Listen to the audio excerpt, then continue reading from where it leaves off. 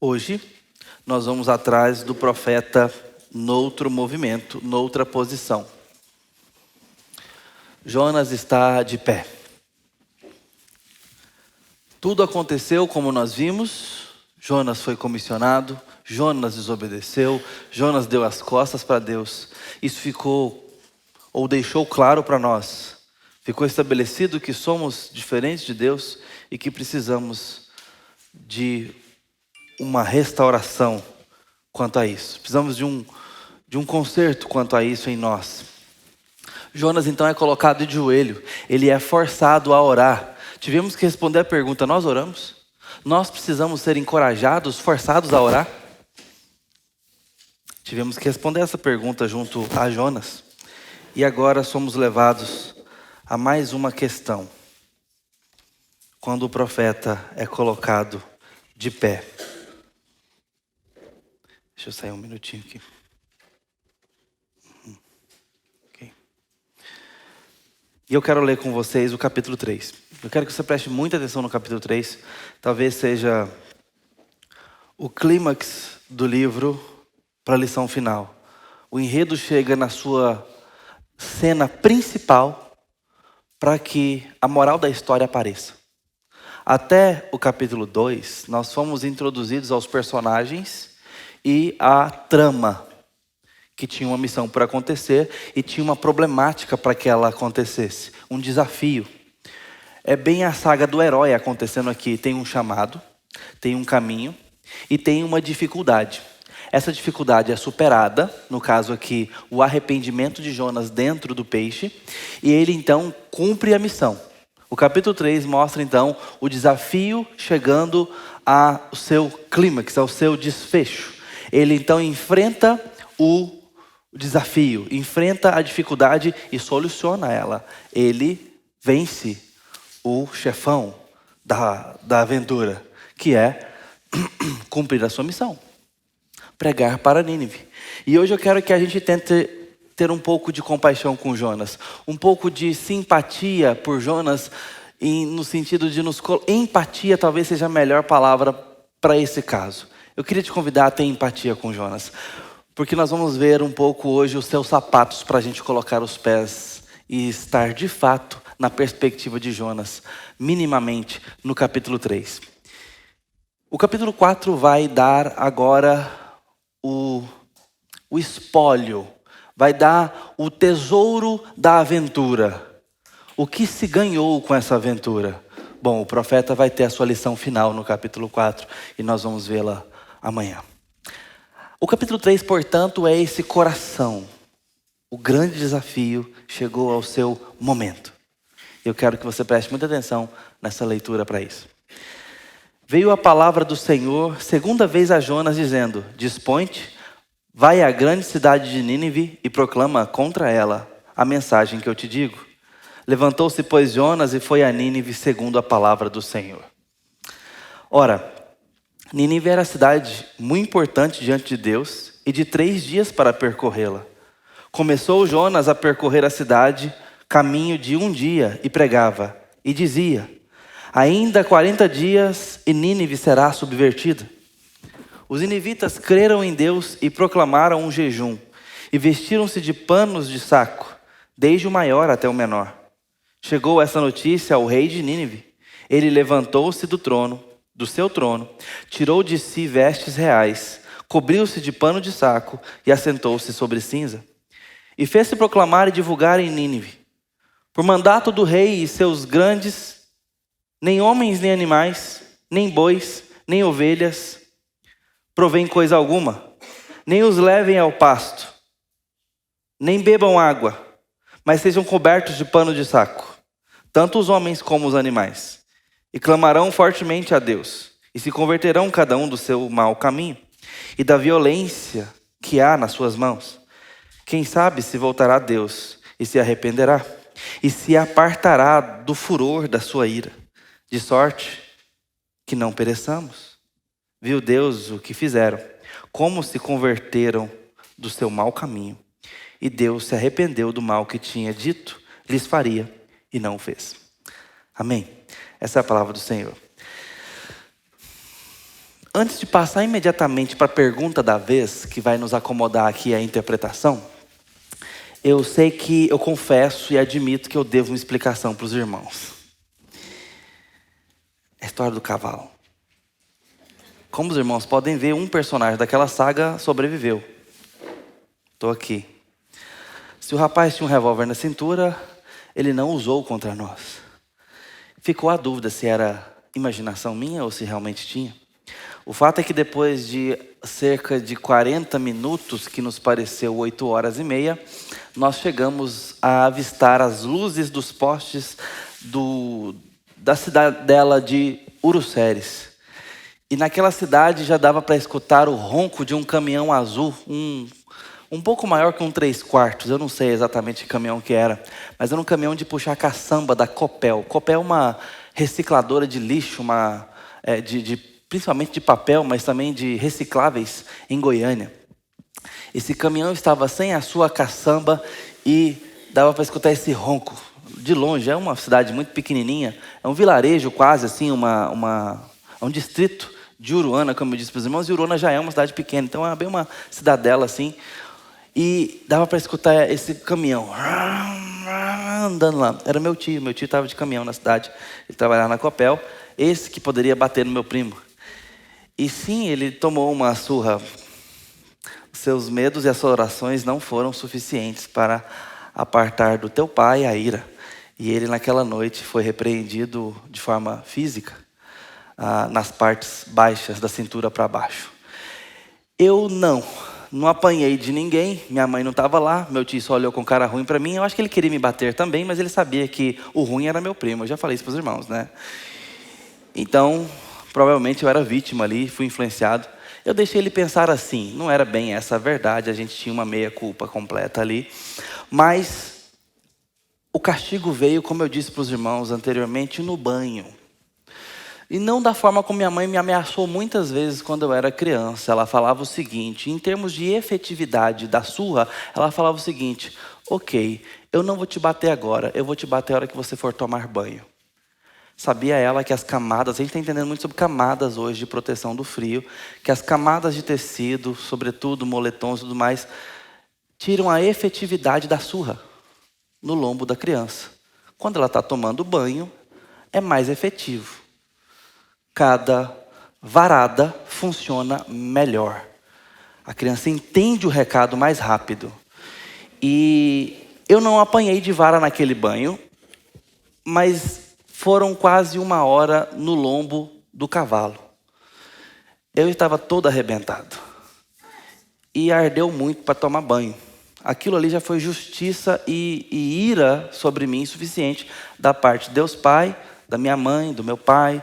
Então, ali eu já entendi o recado que eu não deveria ter feito, o que fiz. Todos saímos vivos. O menino voltou, de fato ele era um rapaz bondoso que nos guiou até ali, exceto porque ele ficou com o cavalo arriado, e eu não. Certamente ele estava mais acostumado do que eu, porque era o cavalo dele. E o cavalo só chegou então na chácara e deitou. O cavalo não costuma chegar deitando, e era o cavalo de puxar para entregar leite. No outro dia o cavalo não entregou o leite. Esse foi o prejuízo total. Meu primo apanhou, ardeu muito para eu tomar banho, e o cavalo não entregou leite. Algumas pessoas ficaram sem leite no outro dia. É só isso. Eu sei que tinha muita gente querendo saber do desfecho da história. Não era grandes coisas, por isso eu não contei, mas é esse o desfecho, tá bom?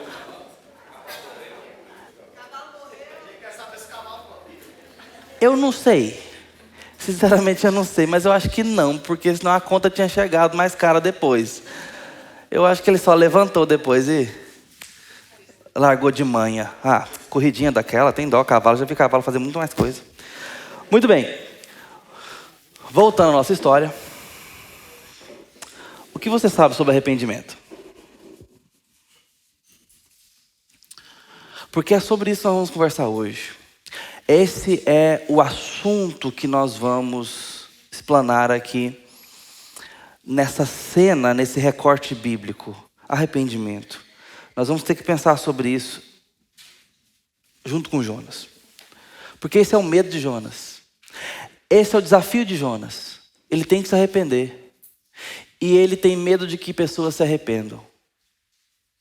Esse é o assunto do livro quanto a o que impulsiona os capítulos do livro a acontecer. Arrependimento está por todo o livro, meio que unindo os 4 capítulos, é sobre arrependimento. Jonas tem que aprender sobre amor. Este talvez seja de fato o assunto do livro, o tema do livro, amor. É onde nós vamos chegar, mas até lá nós temos que aprender sobre arrependimento.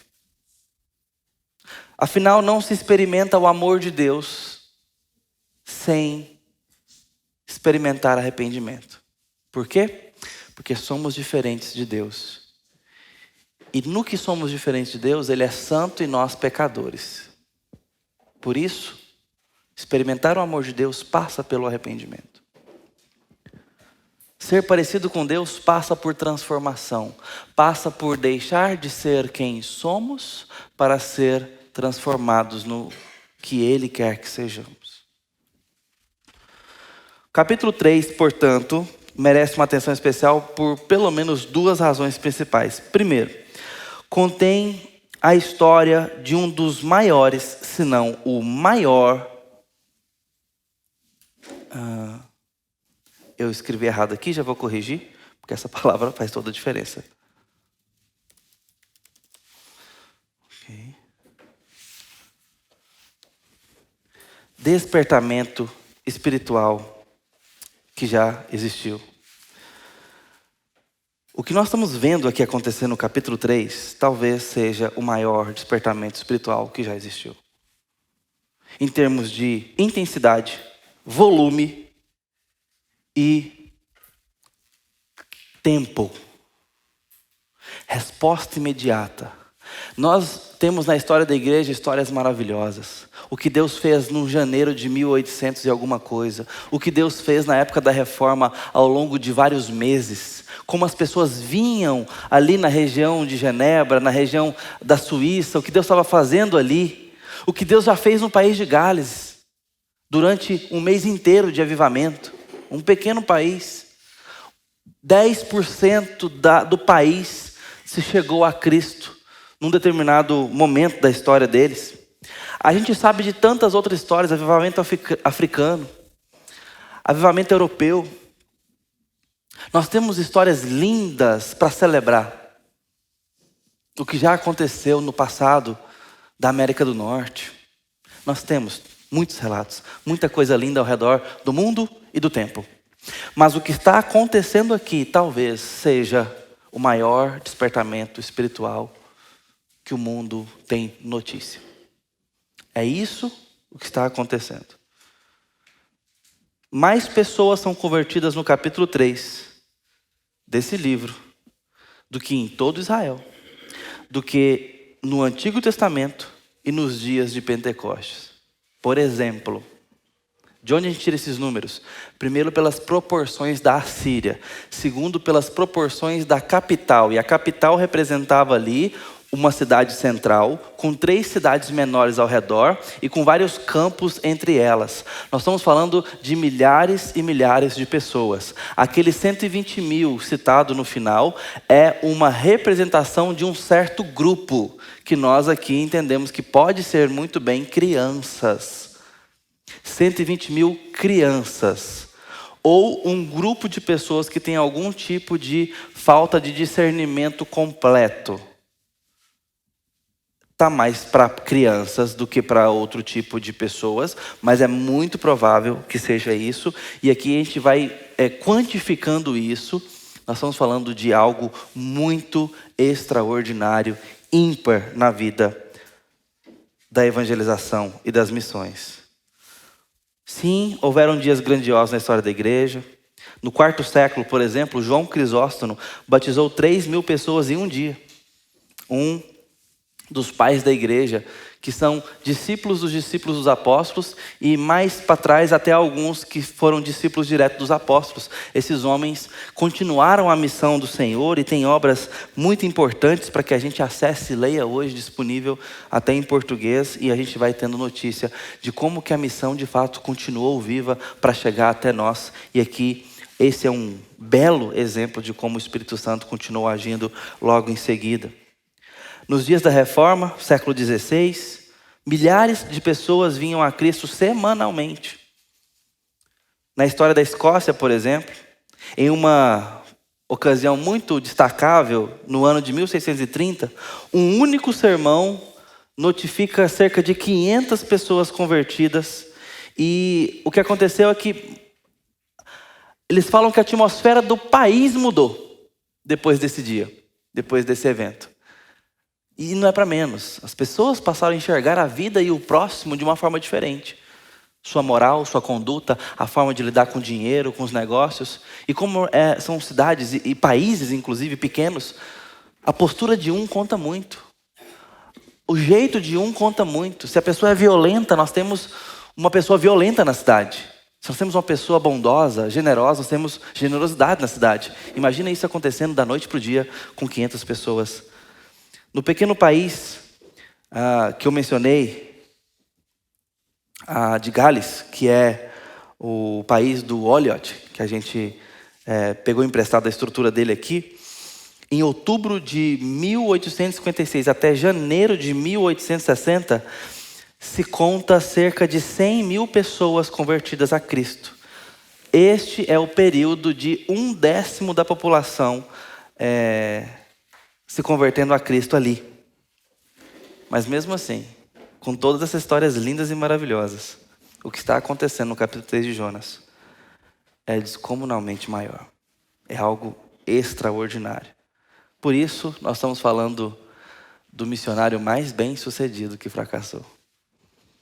O que está acontecendo aqui é algo desenhado por Deus para compor a escritura e a orientação de todo o cristianismo após ele.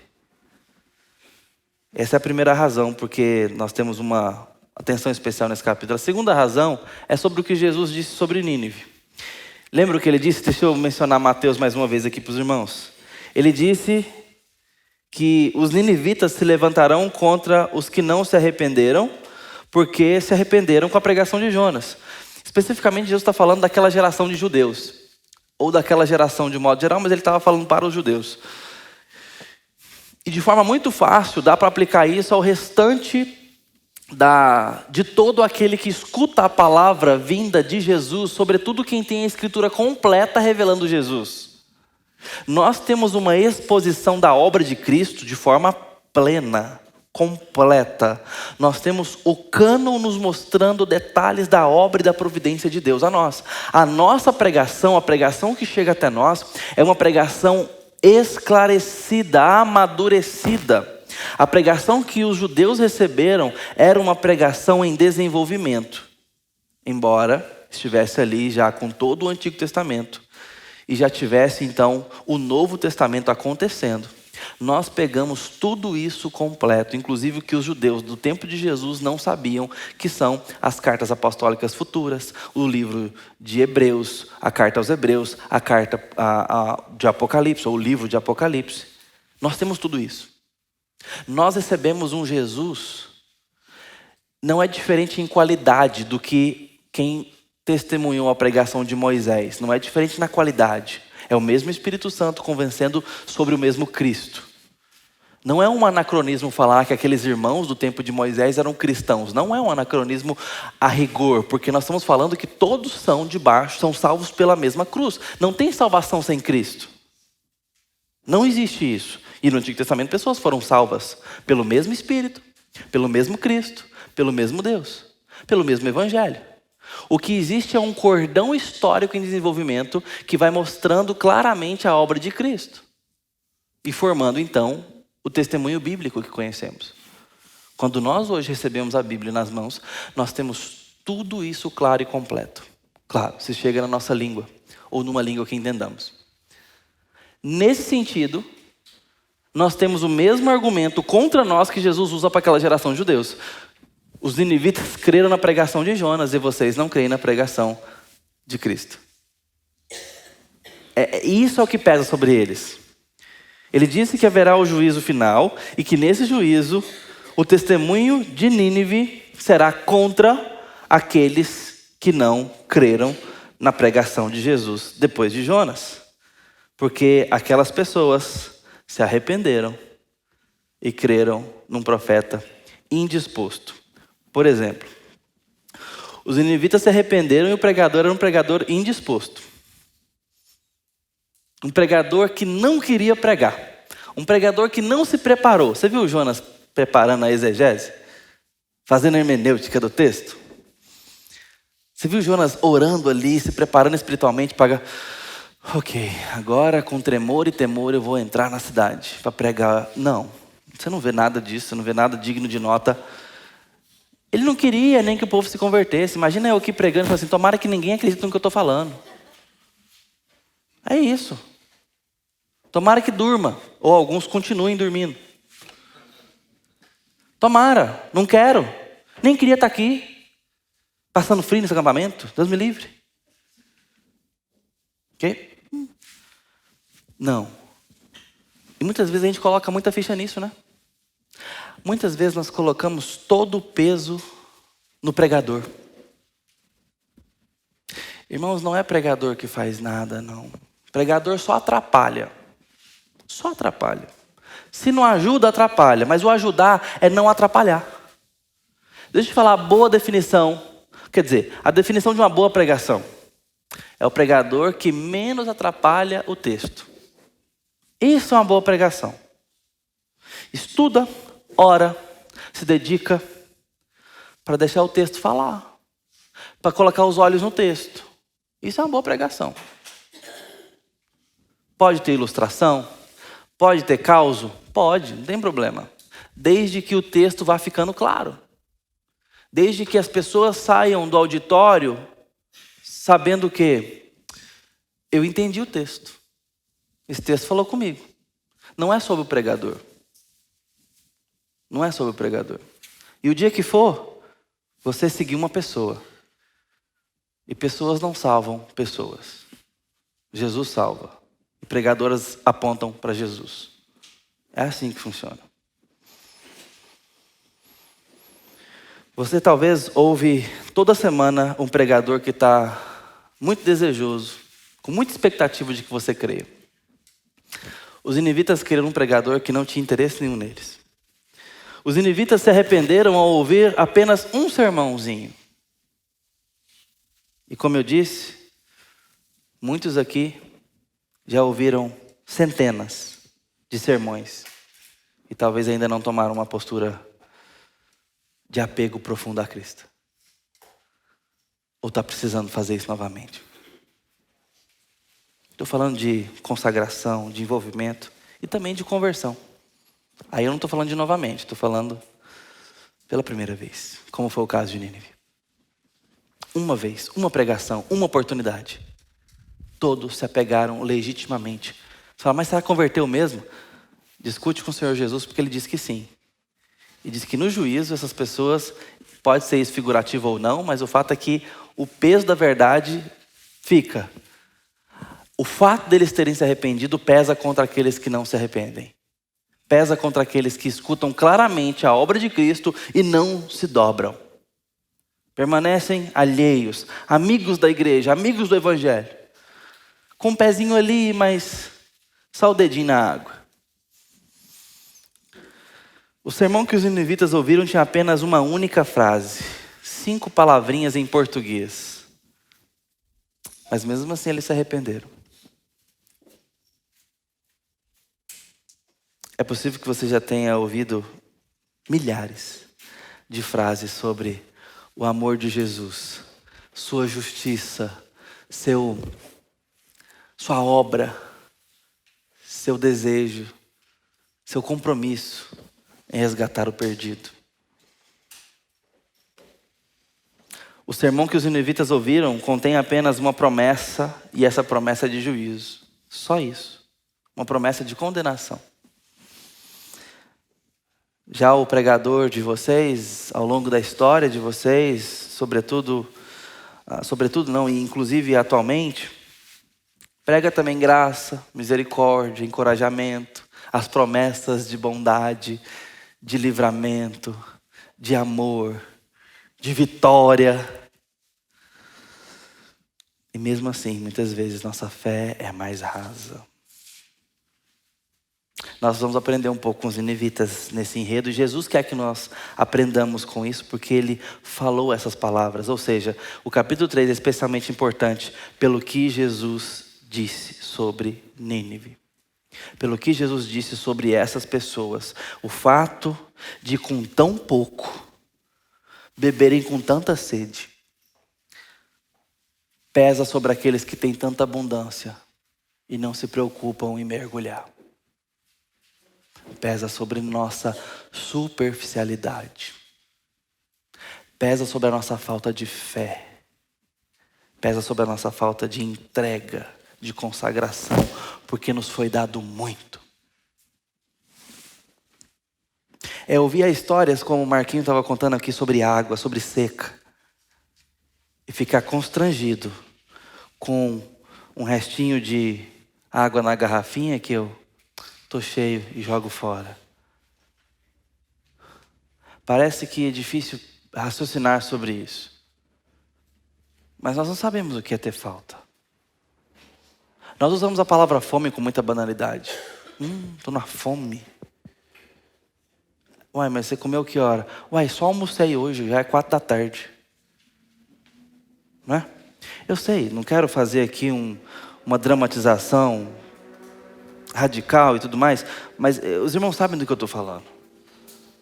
Nós muitas vezes usamos certos termos e certas expressões e olhamos para as coisas com alguma banalidade, superficialidade severa que não nos cabe a sensibilidade, porque nós não sabemos o que é a falta, nós não sabemos o que é a escassez, nós não sabemos o que é não ter. Nós temos milhares de opções bíblicas hoje, de versões. Bíblia da mulher, Bíblia do homem, Bíblia da mulher que ora, Bíblia do homem que trabalha. São coisas especiais na vida hoje. Bíblia da vovó, Bíblia com notas culinárias, introdução ao pão de queijo mineiro e por aí vai. Estou brincando, essas eu não sei se existe não, mas veja, tem Bíblia para o pastor. Tem um cajado na capa, essa é velha. Bíblia do obreiro. Olha, essa é a Bíblia do pastor, lançaram uma para o pastor usar. Gente, ok, isso é para vender, para ganhar dinheiro. Algumas coisas são boas e tal, mas me cansa essas versões bíblicas. Cada vez mais eu estou mais enxuto com isso. Eu quero um bom texto que leia cada vez mais com letras maiores. Esse é o ponto. Bíblia com a letra gigante, fala, aí sim, esta sim é proveitosa para a espiritualidade, que a gente enxerga e não tem dificuldade de ler. Nós temos uma abundância de livros. Eu acompanho, por exemplo, um amigo, o Philip Shurin. Ele está hoje, agora eu não sei exatamente em que tribo ele está, mas na época que eu o conheci, alguns anos atrás, é amigo do Phil, pastor Phil, muito amigo do pastor Phil. Através dele a gente se conheceu. Ele estava escolhendo 2 coisas. Escolhendo não. Uma ele estava escolhendo, a outra ele estava pedindo a Deus providência, que era arrumar uma noiva para ir com ele para esse lugar. A outra coisa que ele estava escolhendo era uma tribo para passar o resto da vida. Então eram 2 coisas que nem sempre casavam. Mas quando casar ia dar certo demais. É difícil, mas era possível. Deu certo, arrumou as 2 coisas. Mas qual que era o trabalho dele através das novas tribos? Chegar numa tribo ágrafe, ou seja, uma tribo que não tinha a língua dela, o dialeto dela alfabetizado, com caracteres, sejam os nossos caracteres romanos e tudo mais, ou outro, mas não tem. E então ali desenvolver a gramática deles, colocar a língua deles em grafia e então fazer a tradução bíblica, que era um trabalho simultâneo. Ou seja, a partir disso, toda a alfabetização na tribo seria com a escritura. Ele está já há pelo menos uns 15 anos aí trabalhando. Nosso tempo ali de preparo de seminário era mais ou menos coincidente, então por isso que eu estou tirando por base. Deve ser mais ou menos isso, uns 12 a 15 anos. Que ele estava ali nessa empreitada. E hoje ele está na tribo, só que eu não sei exatamente onde ele está. Me fugiu da memória o nome do lugar. Mas era esse o trabalho dele. Ali você percebe o quê? Escassez. Você percebe a falta. E nós com Bíblias, escolhendo a capa da Bíblia. Não tem nada de problema nisso. Eu só estou falando que a gente às vezes banaliza. Às vezes a gente não dá o devido valor. E eu estou falando essas coisas porque Jesus está usando este parâmetro para falar sobre fé e arrependimento. Nós temos abundância de pregação sobre nós, abundância de acesso, de comunicação do Evangelho de Jesus. E nem sempre degustamos. Temos uma igreja preparada para o serviço de culto, com a Bíblia exposta, com pessoas que se esforçam, diáconos que preparam tudo para que a gente possa cultuar a Deus, ter comunhão e ouvir a palavra, ministros que se preparam ao longo da semana, ao longo dos anos inclusive, para chegar ali e com fidelidade servir a palavra. A mesa está posta para que você se delicie, seja confrontado, seja alimentado na fé, tenha comunhão com seus irmãos. Os instrumentistas ensaiam, preparam, discutem com o pastor se essa música vai entrar, se não vai entrar, vê o probleminha que está ali, corrige outra, seleciona, gastam horas de ensaio, 3, 4 horas, às vezes mais do que isso, no domingo novamente mais algumas horas, para poder conduzir a igreja na adoração, cantar minimamente afinado, sem ter problemas. Os professores das crianças estudam, preparam, fazem a tarefa, imprimem as coisas, com os dízimos, investimos no material, investimos nas tarefinhas, na impressão, na lembrancinha, para lembrar os pais, o versículo que é para decorar com os filhos, que é para pregar na geladeira, que é para fazer com ele durante a semana. Os professores se preparam para poder fazer ali o grande grupo, o pequeno grupo, as brincadeiras, a lição da história, para que aquele seja um momento impactante no domingo da criança, na semana dela, para que não seja algo desinteressante para ela quando ela estiver diante da palavra de Deus. Tudo isso eu estou falando de um serviço, que é o culto dominical. Tem lugares que não tem igrejas construídas, não tem uma meia dúzia de pessoas convertidas para ter comunhão, para dividir o fardo, para poder sentar e ter um currículo bíblico para as crianças, professores treinados, não tem pastores treinados, não tem Bíblia servida. E a gente olha com todo o desprezo do mundo quando fazemos assim. Segunda-feira eu vou viajar, hoje eu não vou no culto não. Vou fazer a mala. Nossa, hoje fui na casa do irmão, um churrascão, tô cansado. Eu vou no culto hoje à noite. Não.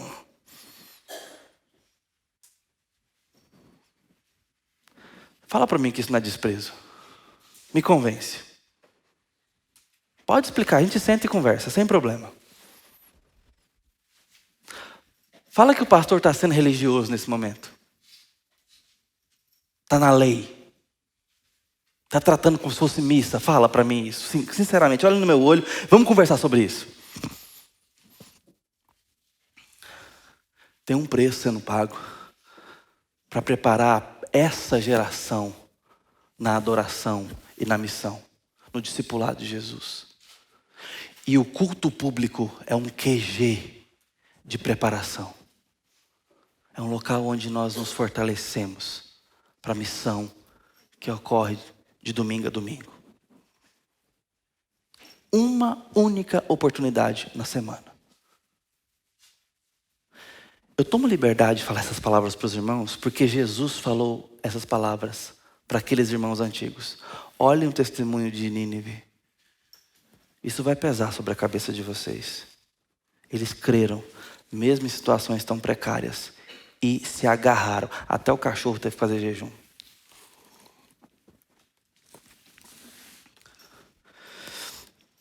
Mas agora vamos voltar os olhos para Jonas. Eu disse que a gente teria empatia por Jonas. Eu quero sugerir isso para os irmãos. Porque a vida do crente não é fácil. Tem um meme hoje aí, né, circulando nas redes sociais. A vida do crente não é fácil. Às vezes Deus manda um servo bom e fiel para ajudar a vida do crente. Eventualmente não é fácil. Ela é difícil, com muita frequência. E Jonas é crente, é cristão, permita-me. E convenhamos, a vida desse homem não é fácil. Eu posso perguntar? Vocês vão responder se eu perguntar? Eu vou passar vergonha aqui. Vou perguntar, tá? Vou tentar. Por que a vida de Jonas não é fácil? Obrigado. Vou colocar o óculos porque eu não estou vendo vocês. Por isso que eu falo essas coisas aqui que eu não tô vendo ninguém fazer cara feia pra mim. Mas agora eu vou ver, tá?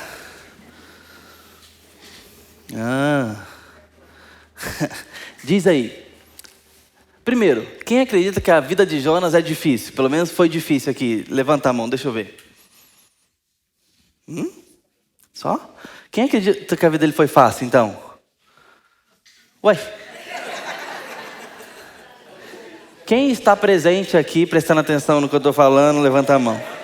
Ok, então vamos lá. Quem não pensa nada, né? Levanta a mão. Beleza. Já temos algum número aí que pensa que a vida dele foi difícil. Eu quero conversar sobre a dificuldade, tá? Por que a vida dele não foi fácil? Qual que foi a dificuldade aqui? Tipo, nossa, realmente, Jonas.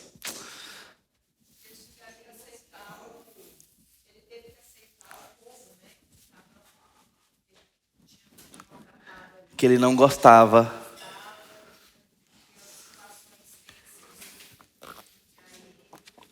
Sim.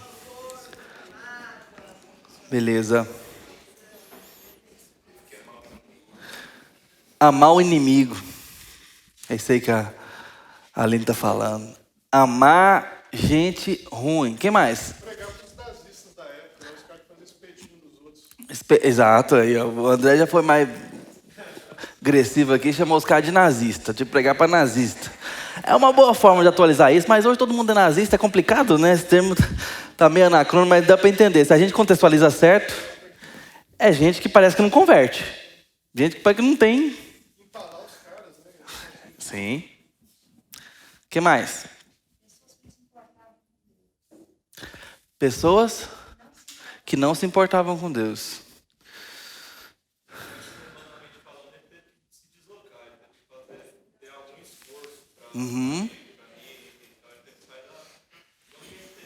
Teve. E vou te falar, É. E é o seguinte, vou usar essa palavra que o Clis usou, o verbo deslocar aqui, que ele é considerável, viu? Muita gente acha que o peixe é um helicóptero. E vomitou Jonas lá na capital. Foi não, gente. Nós estamos falando de mais de 1.000 quilômetros. É mais de um mês de caminhada nesse tempo aqui, do jeito que dava para ir, com um passo bom. Tipo assim, de quem não quer ser engolido por um camelo no deserto. Com quem está com medo de vir um bicho e engolir ele. E não vai dizer que isso é demais, não, que o Jonas tem experiência. Então, ao passo firme, eu vou obedecer, eu já aprendi. Tá? Jonas tem que... o negócio não foi instantâneo. Parece para nós aqui que é rápido, mas Nínive da praia ou do mar está muito longe. Tá? Então, tem tudo isso. O que mais? Hey.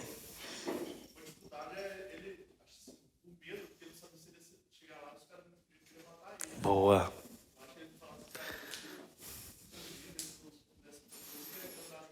É isso aí. Boa. Boa.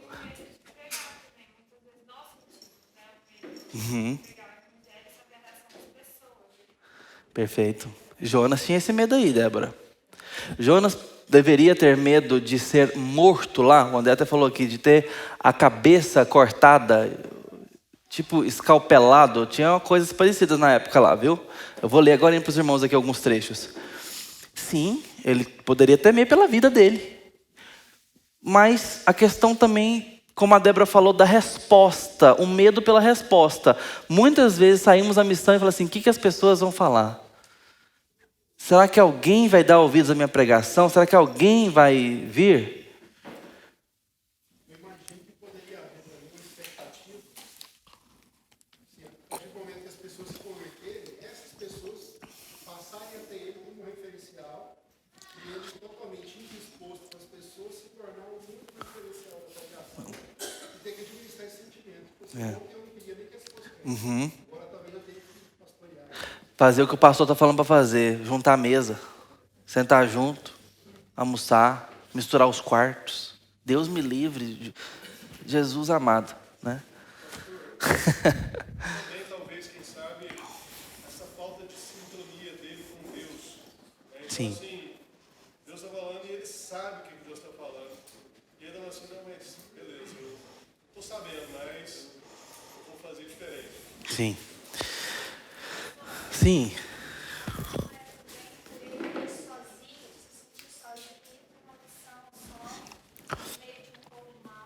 É. Sim, com certeza. Viram? Começamos a ter dó do Jonas. Faria. Tem também a Bíblia não fala o que ele queria, mas fala o que ele não queria. Aham. Ele queria ir para Nínive, ele não queria pregar para os ninivitas, ele não queria aquela missão, ele não queria nada daquilo. Então você pode perceber que ele queria outras coisas. Talvez ele quisesse ser comerciante em Jerusalém, casar em Jerusalém, viver em Jerusalém. Enfim, ele teve que abandonar a sua vida para viver uma outra vida que ele não quis. Perfeito, perfeito. E isso que o de Faria está falando aqui está no texto. Jonas, eu não sei se ele queria não ser profeta, porque ele fala dos votos dele e sabe da missão dele. Talvez ele até quisesse ser profeta, mas de fato ele não queria estar lá, porque ele temia pela possibilidade de arrependimento daquele povo. Tudo isso pode ser verdade, que a gente falou aqui. Jonas temer, estar no meio daquele povo. A Lida ter que sair do seu local, ter que ir para outra cultura. Tudo isso dá trabalho demais. Mas Jonas era um cara disposto. Tanto é que pegou o barco e porém, ele tinha medo de estar lá e ter que cumprir a missão. E a missão que ele tinha que cumprir, ele não queria um dos resultados. E um dos resultados era a conversão daquele povo. Foi difícil para Jonas. E ele tinha boas razões para não querer ir para Nínive. E essa era a sua missão, ele tinha que ir. Tudo em Jonas dizia, não vá para Nínive. Se ele fosse para Nínive, pode ser que as pessoas se arrependam, porque ele está pregando a palavra de um Deus bom. Se eles se arrependessem, Deus os pouparia. Se Deus os poupasse, eles se converteriam, seriam seus irmãos. E quando os israelitas vissem o julgamento dos assírios, talvez agora a gente teria até um constrangimento quanto aos seus próprios pecados e tudo mais. Tudo em Jonas dizia para ele, não vá para Nínive. Mas a gente lê nos versículos 1 e 2 o quê? Veio uma segunda vez a palavra de Deus a Jonas e disse o quê? Vá para Nínive. É muito difícil, como o presbítero Jefferson falou, fazer coisas que nós não queremos fazer. É muito difícil. E Jonas não gostou de ter que encarar o versículo 2. Jonas, você está perdoado, mas sua missão continua. Vá para Nínive. A vida cristã é frequentemente difícil. No capítulo 1, Deus diz, dispõe-te, vá à grande cidade de Nínive e clama contra ela, porque a sua malícia subiu até mim. Capítulo 1. No capítulo 2, as palavras mudam um pouco e essa diferença é interessante. Dessa vez ele diz, dispõe-te, vai à grande cidade de Nínive e proclama contra ela a mensagem que eu te digo. Parece que uma diferença de foco. Eu não quero valorizar isso demais para não correr o risco de atropelar o texto e colocar coisas que não existem, mas existe, não dá para ver, né? Mas eu citei os dois textos ali. Dispõe-te e vai porque clama contra ela porque a sua malícia subiu até mim. E agora proclama contra ela a mensagem que eu te digo. Jonas sentiu em sua alma que se ele fosse, eles iriam se arrepender. Tanto é que quando eles se arrependem, Jonas diz, sabia. Comprou a camisa lá, Betão. Eu já sabia. Ele já estava preparado. Ele preferia vê-los mortos, mas desconfiava que eles iam ser ressuscitados. E ele já havia aprendido que não vale a pena desobedecer. Então, ele começa a caminhada que ele não queria fazer, o grande deslocamento, Cris. Jonas tem que caminhar cerca de 1.200 quilômetros, cerca de 40 dias de caminhada, mesmo que ele andasse num bom passo. Nínive era uma cidade enorme. Se você andasse ao redor das muralhas de Nínive, e eu mencionei para os irmãos, a capital principal, 3 cidades menores ao redor e seus campos entre elas, seriam necessários 3 dias para percorrer essa distância. O que ele tem que fazer não é fácil, não é simples. Nós estamos falando aqui de cerca de 36, 38 quilômetros por dia de caminhada. É mais ou menos o que a gente tem que caminhar se vai fazer o caminho de Cora, que passa aqui pelo El Rancho. São cerca de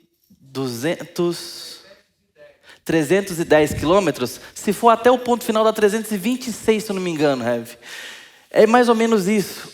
Mais de 300 quilômetros. Para você fazer isso em 2 semanas, 30 quilômetros de caminhada, mais ou menos, por dia. Tá? E o RVA está se preparando. Quem quiser acompanhar, próximo janeiro, próximo julho aí, 2 semanas parando para dormir. Jonas tem que fazer isso, não é nenhuma coisa divertida, tá? Não é por esporte. É o preço da obediência de ir para o meio da morte. Jonas tem de pregar para os assírios. Ainda em 40 dias, Nínive será subvertida. Ele não chega lá para falar o seguinte: gente, Jesus está voltando e vai salvar a gente, e vai ser uma festa boa demais, eu vim pregar boas novas dos evangelhos, o Deus do céu ama você. É assim que a gente evangeliza hoje. Jesus te ama e quer você no time dele. A gente faz isso. Jonas não tem que pregar isso não. Jonas fala que em 40 dias Nínive será subvertida. Essa é a pregação. Para a gente que quer colocar ele no espeto, em praça pública. Os assírios eram pessoas violentas, como a gente mencionou aqui através de alguns de vocês. Quando eles capturavam uma cidade, deixa eu ler alguns cortes históricos para os irmãos. Eles levavam o povo todo cativo, começando pelos homens e pelos meninos. E a primeira coisa que eles faziam enquanto eles estavam ali cativos era cortar as mãos deles. Cortavam as mãos dos homens e dos meninos. Pronto, agora não tem mais ameaça. Futuramente eles iam dando sumiço com esses corpos da seguinte forma: eles arrancavam as orelhas e os olhos. Iam fazendo uma pilha com eles vivos ainda. E tinha uma vala imensa onde eles iam jogando os corpos à medida que iam desenrolando aquele cativeiro. E as pessoas morriam nem sempre de hemorragia por conta desses ferimentos. Morriam sufocadas nessas pilhas. Era uma das causas mais massivas aqui de mortes das pessoas que os assírios capturavam. Nós estamos falando desse tipo de gente. E eles fizeram isso em todo o Oriente porque queriam que os seus inimigos os respeitassem, os temessem. É isso que eles ensinavam e pregavam com as suas práticas. E Jonas tem que ir a essa capital, andar na rua principal com a seguinte placa: vocês estão enrolados porque Deus vai acabar com vocês. Em 40 dias, é mais ou menos isso. Ainda em 40 dias, essa cidade será subvertida. Para todo mundo. A vida do crente não é fácil. Jonas não tem uma tarefa fácil. Precisamos pregar e ouvir sobre o fato de que existe um juízo por vir. Eu sei que essa é uma tarefa amarga da igreja, mas nós não podemos pular essa parte. O coração humano não gosta de ser lembrado que está nas mãos de Deus. Essa é uma parte muito difícil, mas é uma parte da vida da igreja. Jonas tem apenas essa mensagem dura para os seus ouvintes. E ele tem que ir. A sua tarefa não é fácil. E essa tarefa também é nossa. Nosso Senhor Jesus Cristo caminhou para a cruz e disse: você tem que tomar a sua cruz diariamente e me seguir. A vida do crente não é fácil. Existem tarefas duras. Existe cruz pelo caminho. Eu tenho que pegar a minha cruz e seguir. Mas atenção, não confunda cruz com providência. Sua enfermidade não é sua cruz. Seu esposo que ronca não é sua cruz. Sua esposa preguiçosa não é sua cruz. Sua cruz não são seus filhos que dão trabalho. Isso são contingências e providências de Deus te deu para que você aprenda a buscá-lo e temê-lo nessas dificuldades. E claro, estou falando de coisas aqui aparentemente banais, tem coisa muito pior do que isso. Providências de Deus. A cruz é algo que eu tomo voluntariamente. Eu vou atrás dela. Por amor a Cristo e a sua missão, eu tomo a cruz de Cristo, eu escolho pegá-la, eu escolho essa renúncia, eu escolho essa missão, eu decido, eu tomo decisão, é voluntária. É assim que a cruz, a palavra, é utilizada no Novo Testamento. É algo difícil, mas que eu, por vontade própria, vou atrás e tomo para seguir a Cristo. Nós decidimos seguir um caminho difícil, quando nos tornamos cristãos. Quando decidimos seguir a Cristo, nós estamos decidindo por um caminho árduo de cruz.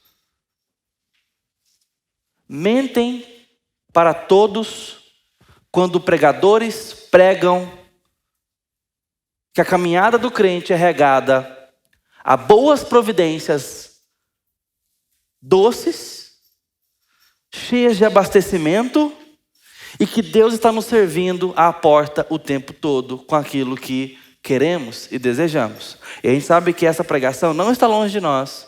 Essa pregação não é novidade do nosso tempo. Quando pregam prosperidade, quando pregam que este é o foco da missão de Cristo e a missão da igreja é buscar isso, mentem. E o nosso coração quer muito ouvir o que quer. Nós queremos ouvir que não vai faltar nada no celeiro, que muito pelo contrário ele vai ser abastado. Nós queremos ouvir que essa vai ser a nossa vida. Nós queremos ouvir que basta um arrependimento aqui, uma providência que eu faça acolá, um certo método que eu aplico aqui, 7 passos para aquilo outro, e esses problemas vão sumir da minha vida. Mas nessa teologia, onde vai parar o câncer dentro de nossa família? Não cabe na teologia? Deus tem que sair quando o câncer entra? Porque Deus não tem o que fazer com isso? Deus só pode curar? Não pode usar?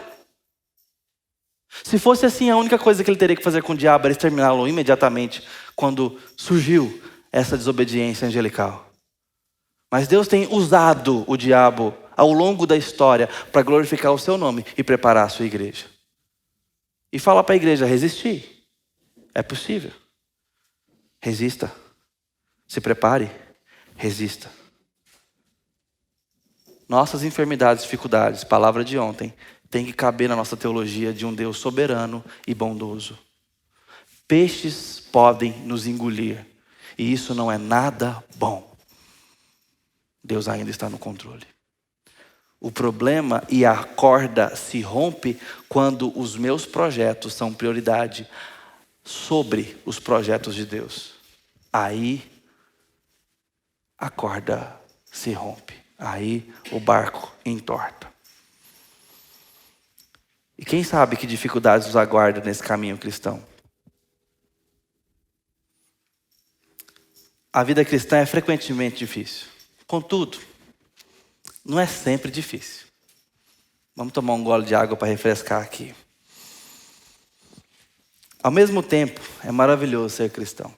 E ser cristão aqui, eu não estou falando de adepto a uma religião. É de ser parecido com Cristo, porque temos um relacionamento de amor e aliança com Ele. Não é difícil ter os pecados perdoados, não é mesmo? E Cristo faz isso por nós.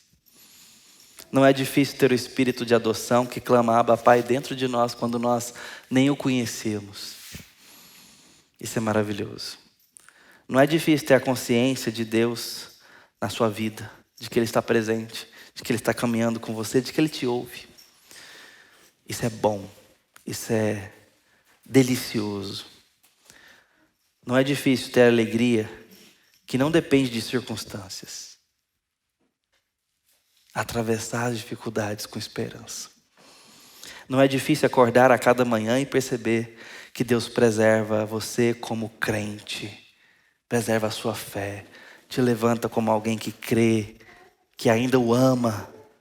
Não é difícil chegar ao seu momento de morte e lembrar que em breve você estará com Cristo. Isso só serve para o crente. Velório de crente é diferente.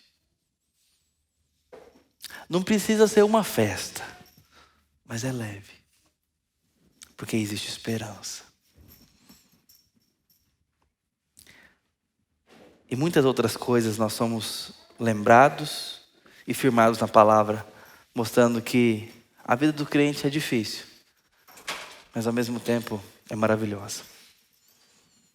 Porque arrependimento é sempre difícil, versículos 5 a 9. Jonas prega, ainda em 40 dias e Nínive será subvertida. E o que acontece? Nínive crê em Deus. Nínive crê que aquela palavra vem de Deus. Mais do que acreditar em Jonas, eles acreditaram naquele de quem Jonas estava falando ou em nome de quem Jonas falava. Eles não têm que dar crédito a Jonas, que eles não conhecem. Eles dão crédito a quem Jonas representa. Eles entendem que Jonas está falando sobre Deus e de Deus. Eles estavam conscientes que por trás da voz do pregador estava outra voz. E eles creram em Deus. O texto não diz que eles aceitaram a existência de Deus, mas sim que eles acreditaram em Deus. Eles tomaram aquelas palavras por verdade. E isto é um bom parâmetro para nós aqui falarmos sobre arrependimento, que é o foco aqui. Porque é sempre difícil. Se você acredita em Deus, você acredita no que Ele diz. Deus diz o que Ele é. Você acredita no que Ele diz que é. Ele fala que Ele é santo. Você crê nisso e avalia as coisas a partir disso. Ele diz que Ele é bom. Ele diz que Ele é justo. Você acredita nele. Ele diz que está fazendo as coisas conforme a sua vontade. Você acredita que Ele está no controle. Ele diz que voltará em Jesus Cristo. Nós acreditamos e aguardamos. Ele diz que o mundo está sendo governado. Nós acreditamos e confiamos a despeito de uma aparente desordem que está a nossa vida e o nosso tempo. Deus diz o que Ele fará e você acredita nele. Deus diz o que você deve fazer e você prova que acredita nele quando obedece. Então você se achega a Ele, você se entrega a Ele, você se aproxima dEle, você o adora, você o ama. Você nunca mais se mantém longe dEle, você vive para agradá-lo. Por quê? Porque você acreditou nas palavras dEle. A sua vida agora é moldada por essa perspectiva. Eu acredito no que Deus diz que é, no que Ele diz que faz, no que Ele diz que eu sou, no que eu devo fazer. E a prova de que o amamos é quando o obedecemos. Nisso conhecerão que vocês são verdadeiramente meus discípulos, se fizerdes o que eu vos mando. Em outra passagem, Jesus diz ainda pelo apóstolo João, que nós o amamos quando lhe damos ouvidos ou obedecemos. Se nós acreditamos, nós fazemos aquilo que a palavra exige resposta. Nínive acredita em Deus e responde com arrependimento, mudança de atitude, mudança de coração. E se você acredita em Deus, você crê que pecado é pecado e é muito pior do que as pessoas pensam. Pecado é coisa séria e digna de arrependimento. Eles creram em Deus e se arrependeram do seu mau caminho. Nós podemos acreditar em Deus ou dizer que acreditamos sem nos arrepender dos nossos maus caminhos e alguma coisa aqui está mentirosa. Ou a palavra de Deus ou a minha fala de amor a Ele. Porque uma coisa não combina com a outra. Precisa ter um elo de coerência entre crer em Deus e dar ouvidos ao que Ele diz, e a minha vida de arrependimento com os meus pecados. Arrependimento é sempre difícil. E como que você explica tudo isso que está acontecendo aqui em Nínive? A novidade chega ao rei, no versículo 6, ele faz aquele jejum a todos têm que se curvar, todos têm que se humilhar, porque a mensagem que chegou é pesada sobre todos. A condenação veio sobre todos. Na condenação e na salvação, todos somos iguais. Não há portas especiais para o rei. Não há uma mensagem especial para o rei. Não há um convite de arrependimento para o rei especial. Não há uma mensagem de condenação especial ao rei. Diante de Deus, todos somos iguais. Diante de Deus, todos somos um só tipo: pecadores. É isso que somos. O rei precisa descer do seu trono, se envergonhar dos seus pecados, tanto quanto o lavrador. Porque nós estamos diante do único Deus vivo. E todos eles precisam sentir pelos seus pecados. Essa mensagem estava tão clara que botou até o jumento para poder se arrepender. Jumento esse que estava clamando pela volta de Cristo. Jesus diz, Romanos capítulo 8. Falando, gente, vocês não entenderam até agora, já saí disso há muito tempo. Porque as obras da criação gemem aguardando a revelação dos filhos de Deus. A natureza sabe. Ela está amaldiçoada por culpa do homem, não por causa dela. Ela sabe que a culpa é nossa. E até os bichinhos aqui estão pagando o preço. Mas porque o rei entendeu que todos nós, diante dessa mensagem precisamos de arrependimento. É por causa do trabalho extraordinário do Espírito Santo que acontece o que acontece. Se arrependimento é difícil, nós precisamos de algo extraordinário acontecendo. E é por causa desse trabalho extraordinário do Espírito Santo que olhos são abertos, que entendimento é dado, que a fé é gerada, porque Ele é o autor da fé. Ele é o motivo para que os ninivitas tenham acreditado de forma tão pronta e revolucionária. É isso que está acontecendo em Nínive e precisa acontecer em nós. Por isso eu pergunto, e você e o seu pecado? Como é que está a sua relação com o seu pecado? Você não tem uma pregação de 5 palavras. Você tem dezenas e centenas. Como você tem lidado com o seu pecado? Arrependimento? Se sim, por quê? Arrependimento por medo de consequências? Isso não é arrependimento. Arrependimento é ter vergonha de quem você é. E nós somos pecadores. Arrependimento é se constranger dessa realidade em nós. Arrependimento é ter um problema com isso. Estar em problema conosco mesmo. Isso é arrependimento. Arrependimento é comprar a briga contra a carne, na qual precisamos de ajuda e socorro. Mas aí está em guerra. Guerra por Deus. Guerra pelo nome dele em nós. Guerra pela obra de Cristo Jesus, não que nós precisamos ajudá-la, mas para valorizá-la, para honrá-la, para dar testemunho dela. Nós só fazemos o que fazemos porque somos quem somos. Deus diz que nós somos pecadores. Mas também é o mesmo Deus que diz que o Evangelho é que Jesus Cristo veio ao mundo para salvar pecadores. O Evangelho, a boa notícia, é que Ele veio para a gente que peca. Ele veio para a gente como ninivitas. Jonas está ali porque Deus vai, porque Deus vem, porque Deus fala, porque Deus ainda tem interesse, porque Deus quer nos demover de nossos pecados, porque Deus quer nos constranger à santidade, porque Deus quer nos mostrar o amor dele por nós. E então o filho entra num lugar hostil, inóspito, inconveniente, vergonhoso, desconfortável, ameaçador, para dizer: tem um juízo chegando, mas existe salvação. Ele veio ao mundo salvar pecadores.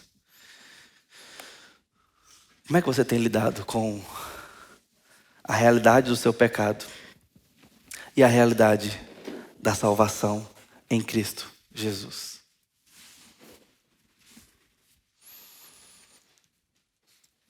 Hoje eu quero te chamar para que você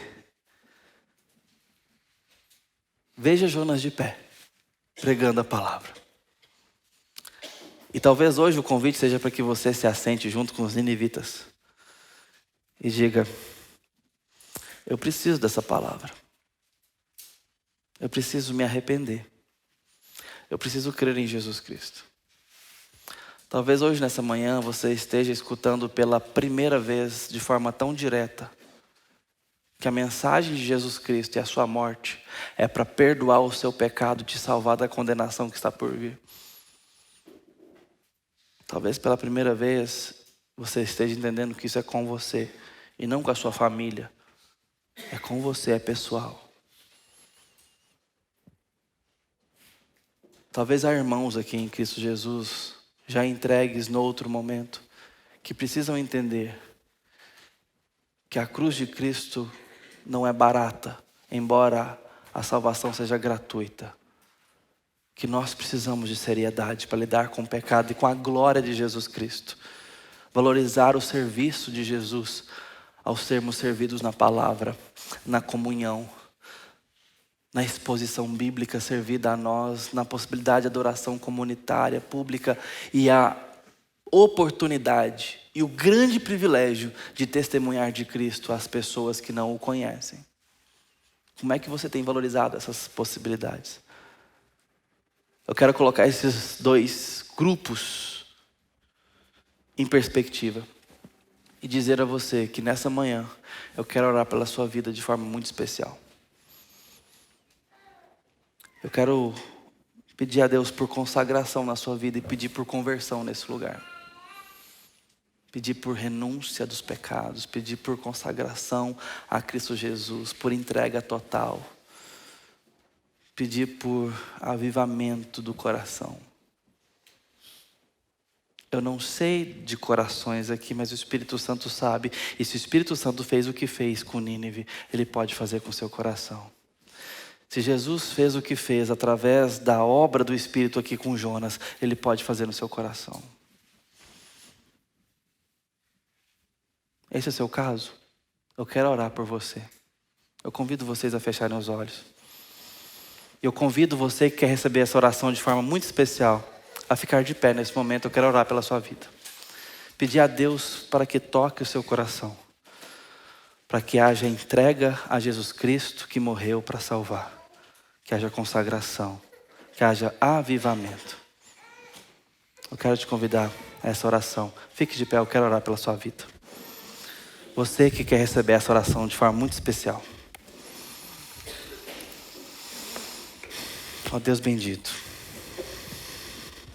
Eu quero te pedir por esses irmãos e irmãs. Pedir a graça do Senhor sobre esses corações.